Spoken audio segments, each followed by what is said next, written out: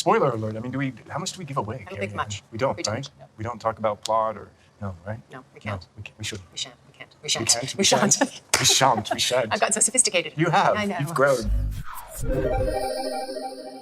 I think I realized it when I went to watch it in a regular theater, not at the premiere, with a regular audience. And the excitement during the watching of the film was something I had never felt before in a movie. And a lot of the excitement was towards cool things I was doing. And so it was really surreal for me.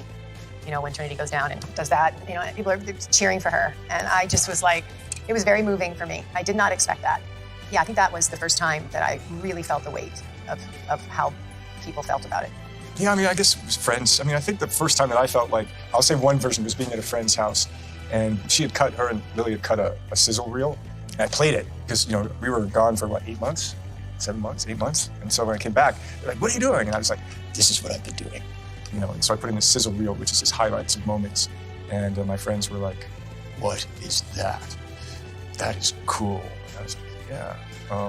So that was the first time that I think from the outside world that I kind of had that experience. And once the film opened, I mean, I know like when Bullet Time started being commercials, that's cinematically something. I mean, is it as big as puberty? I don't know. It's pretty life-changing. Yeah. Yeah. Life-changing experience. Puberty and the Matrix. Thomas, you seem particularly triggered right now. Can you tell me what happened? I've had dreams that weren't just dreams. Am I crazy? We don't use that word in here. Just kind of start with a text and then a phone call. I guess my story about it is it's one of those phone calls where even though you're at home, you stand up. And you're like in your own house. Like, hello, you know, stand up. And she was just saying that she was thinking about making another film and asked me if I was interested. And it's like, What'd yes. you say? I said yes.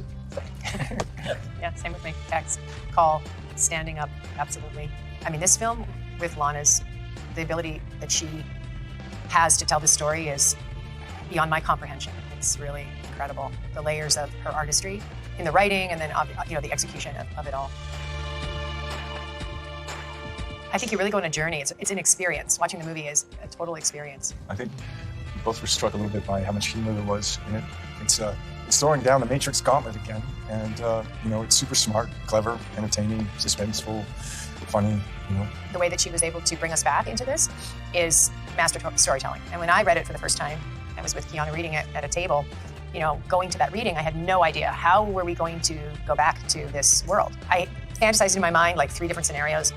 I was nowhere close. I would never have guessed in a million years that we would go in this direction and tell the story in this way.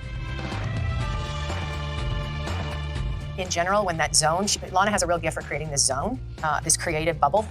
And once that bubble, like all the preparation has been laid down and then she kind of opens this bubble and she calls action, it felt pretty magical.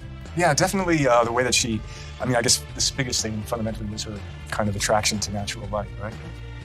It's probably more than an attraction. She loves it. Yes. We were spending many days, the ADs would be looking at sunset and sunrise. And yeah. So I think that and this, she was definitely participating more with the movement of the camera, interested in natural light. Whereas before she would direct and be looking at things through the monitor, now she's standing next to the camera operator and she's moving the camera operator. You know, so that distance from here to there and that to be that kind of filmmaker is extraordinary. It's vast. So. I think she really loves that. And that's what I could really see too. She loves to be right in there. She wants to enjoy every moment of it. And you really feel that. And more interested in doing than rehearsing. So more, you know, we didn't rehearse as much and then just kind of long do takes. It. Yeah, long camera takes. Running, and going back, and she's throwing things to us in the middle of the world. And it was as if she was completely another part of the dance. And there was a lot of freedom in that as well. At least I felt quite free with that style of shooting. Well, I was a passionate filmmaker and so knowledgeable and inventive and brave. And, you know, that filmmaker developed another kind of style to her, how to realize her vision. It was just how did she paint, you know? And maybe in the beginning it was more structuralist and this was more abstract expression, but still kind of maybe still creating a similar form. You know?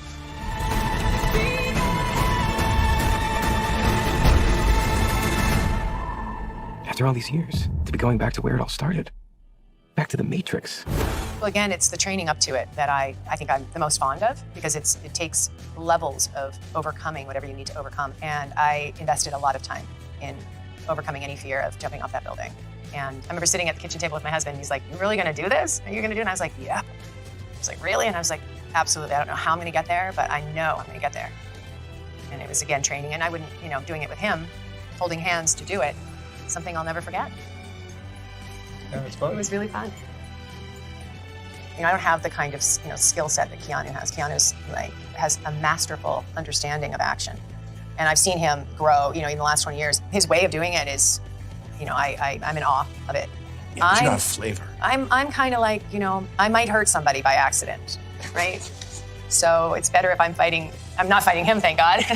They probably wouldn't get insurance. It's Trinity. It's Carrie-Anne, Moss, Roy, Trinity flavor. All the fierceness that, and mind focus and commitment. It's there in the gestures, and untamed and wild and controlled, and there's a power to Trinity, and you're Trinity. So it's something to behold. It leaps off the screen.